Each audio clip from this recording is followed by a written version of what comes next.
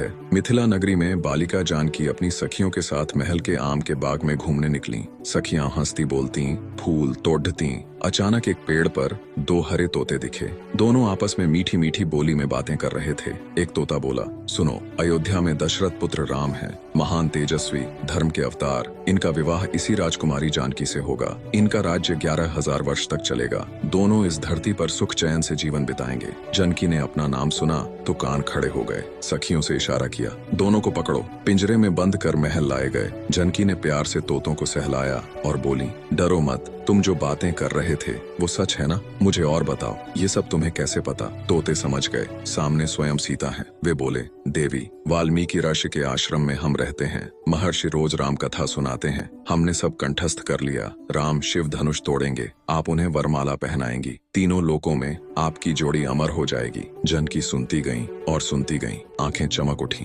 तोते थक गए, बोले, देवी, ये कथा बहुत लंबी है, सालों लगेंगे पूरी सुनाने में, अब हमें जाने दीजिए। जानकी बोली, तुमने मेरे भावी पति का नाम लिया, अब इतनी जल्दी कैसे जाने दूं? जब तक राम मुझे लिवाने नहीं आते तुम मेरे महल में आराम से रहो। मादा तोता शुकी बोली, राजकुमारी, हम जंगल के जीव हैं, मुझे घोंसला बनाना है, बच्चे आने वाले हैं, कृपा करके हमें जाने दो। जानकी नहीं मानी। शुकी ने विनती की, अगर आप मुझे मेरे पति से अलग करेंगी तो मैं आपको शाप दे दूंगी। जानकी मुस्कुराई, अच्छा, एक पक्षी मुझे शाप देगा? दे दो, देखते हैं क्या होता है। आंसुओं भरी आंखों से शाप दिया, जैसे तुम मुझे गर्भवती अवस्था में मेरे पति से दूर कर रही हो, वैसे ही एक दिन तुम गर्भवती होने पर अपने पति से वियोग सहोगी। कहते ही शुकी प्राण त्याग कर गिर पड़ी। नर तोता शुक दुख से पागल हो गया, चिल्लाकर बोला, तेरे शाप को सत्य करने के लिए मैं स्वयं भगवान से वरदान लूंगा, अयोध्या में जन्म लूंगा और तेरे पति वियोग का कारण बनूंगा। वही शुक बाद में अयोध्या का धोबी बना और उसी ने झूठा लांछन लगाकर श्री राम को मजबूर किया कि वे गर्भवती सीता को वन भेज दें।